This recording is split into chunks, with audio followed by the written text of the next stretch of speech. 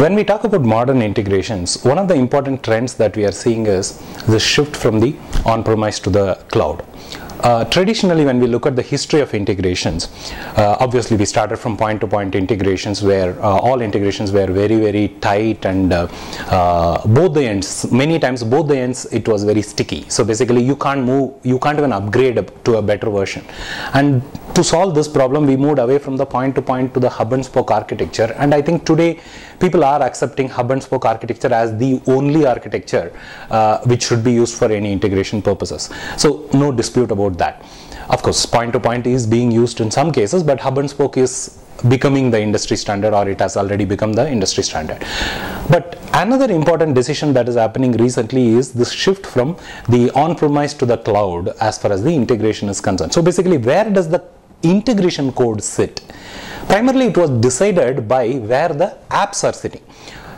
Earlier, the apps were a mix of on-premise apps and the cloud apps. So for example, let's say enterprise is having some 7-8 apps, out of which some 5 are on-premise apps and 2 to 3 are cloud apps. These cloud apps were obviously minority, and they were really not able to push this integration to the cloud. It was probably too early to think about it. They said, hey, if I can just plug into the existing integration, I'm happy.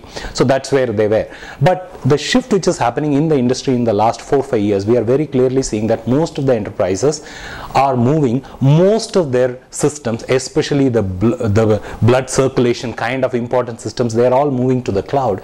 And people start thinking, hey, if let's say 8 out of 10 applications in my enterprise environment are on the cloud, why should I keep the integration code also on the, why not keep it also on the cloud? So this is one thought process. I mean, of course, it's not for the sake of moving it to the cloud. I mean, of course, cloud is probably one of the most misused buzzwords in the recent past. Here, when we say integration on the cloud, it is not that, hey, let's go to cloud kind of a thing. There are obvious benefits. One of the main, in fact, we personally experience this.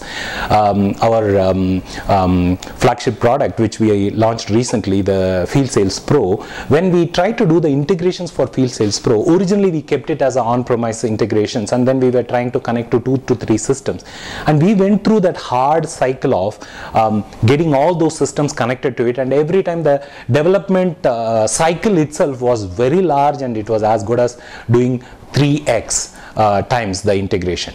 And we started thinking in the direction of moving those integrations to the cloud, and especially solutions like Oracle Integration Cloud. They are very, very useful in these scenarios where the app developers, who may be mobile developers, who may be web developers, they only focus on one side of the story. So they just integrate to the cloud integration platform, and that takes care of further connectivity. It may be connecting to 1 or 2 systems, or it may be taking data from couple of systems, combining it, and then presenting it, basically some sort of encapsulation as far as the developers are concerned. So that piece was also very, very smooth and neat.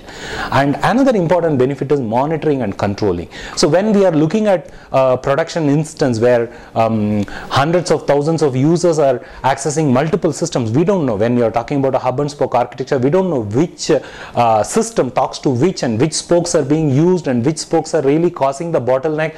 All those we are really not able to judge when you are not in a platform which allows you this. I mean, for cloud, these are very, very intuitive. The control, the kind of monitoring that it provides, and the kind of platform-based integration is a very, very important thing. For example, already let's say some 10 apps are integrated. Adding a 11th app will not be equal amount of integration effort. As far as the integration effort is concerned, you would, whatever you have learned in the first 10 integrations, you will be able to reuse it in this. That is one important benefit. And another benefit is the pre-built integrations are available for these. For example, if you take Oracle Integration Cloud, it comes with pre-built integrations, and if your enterprise system is using those cloud systems already, the integration is more a set of configuration, not going to be another hardcore development effort. So those are some of the important benefits I see, and I think as more and more applications move to cloud, we will be seeing this cloud